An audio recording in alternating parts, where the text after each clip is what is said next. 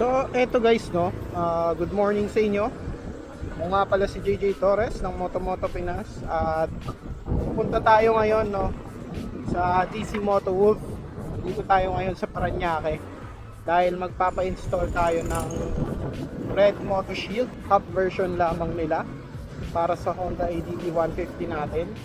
At magpapa-install din tayo ng brake lever guard ng Motowolf, no, yung may ilaw.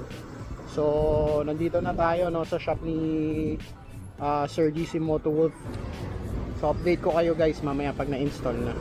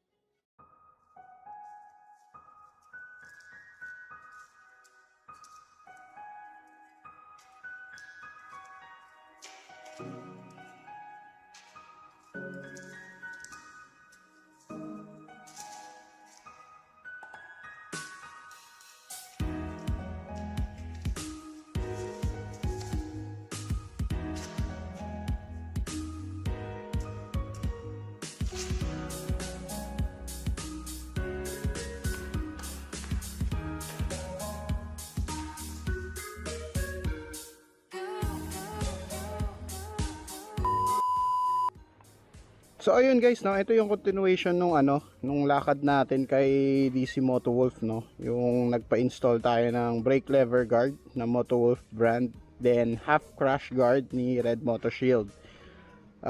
Nalobat na kasi yung action cam natin, no, nung nandun tayo. So ngayon natin i-continue. Na-install na nila, no. So una natin pakita yung crash guard. So ito yung style ng crash guard, no. Ayan, RedMotoShield. Then madali naman siya install. Kayang-kaya yung i-DIY, no, kung o-order kayo sa online stores. So ayan, ayan yung installation niya, no. Ganyan siya. So ito yung sa right side ng ADV natin. So may kinat lang dito, no. Ito tinanggal yung ngipin dahil nga dito medyo matatakpan yung butas. So ayan, ganyan ang kamada niya, no. Medyo ito lang yung ayoko sa mga gantong crash guard, nakaangat yung mating, no, pero tolerable naman. Kaso ayun nga, pag OC ka kasi medyo minsan nakakailang.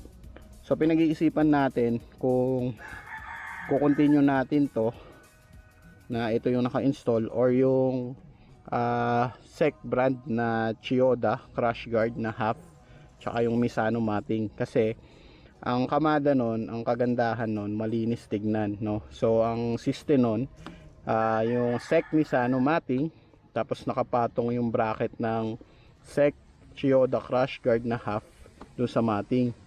So ang ganda ng nun, kamada nun. Bali meron na tayo nung SEC Chiyoda half crash guard. Yung Misano mating na lang na o-orderin natin, hihintayin pa natin, no. So ayan, matibay naman siya. So ito na yung Motowolf na brake lever guard natin. Bali ito is naka dual contact. Pagka start mo ng ignition, nakailaw na yan ng white. Then nasabay din yan sa signal light. Samplean ko kayo mamaya. Ngayon, na-DIY ko pala to, no guys, kasi nilagyan ko na to ng spacer dito kabilaan para medyo ma-extend to. Dahil nung wala to, nasayad to dito. Same sa kabila. Ayun, may mark na. Tapos medyo ayusin nyo na lang din yung mga brackets dito, no. Ngayon, wala naman siyang tama sa visor natin. Ayan, malaki pa yung clearance, no, kasi nakaano tayo, snail project. Ayan, naka snail project tayo na windshield visor bracket. So yan, pwede nyo panlagyan dito ng cellphone holder para pag navigation mas madali, no, kasi ganyan ang system yan. So yan, nakataas na, mas lalong hindi na yan tatama. Pero kahit ibaba natin yan, hindi na yan tatama. Ayan, yun yung clearance. So yun, no, sample natin ngayon yung yung signal light. Ayan. So ayan, nakasindi lang, white na ilaw yan guys, white na ilaw. Nilagyan ko na lang ng tint chameleon clear signal light tayo. Ganito labas niyan guys. Ayan, nakabukas pa rin yung kabila, pero yung kabila sumasabay na dun sa signal light natin. Babalik siya sa white. Same sa kabila, no. Ayan, bukas pa rin yung kabila, pero yung isa sumasabay naman sa signal light. Tapos ito yung hazard. Yan, yan yung hazard nya, nakasabay. So ganyan itsura niyan.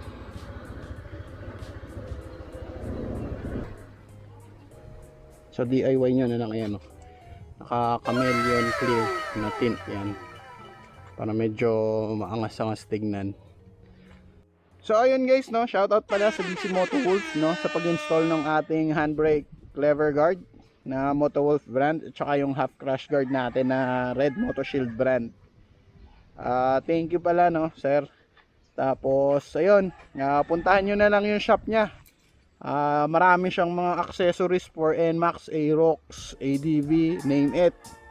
Mas maganda mabisita nyo siya para ma-check nyo. So thank you sir, no. Please guys, no, pa-like naman at pa-share itong video natin sa mga ating mga ka-ADV. Subscribe na din kayo, tapos hit nyo yung bell notification button, no, para updated kayo sa mga uploads natin in the future. So ayun, no, ride safe, ingat, and peace out.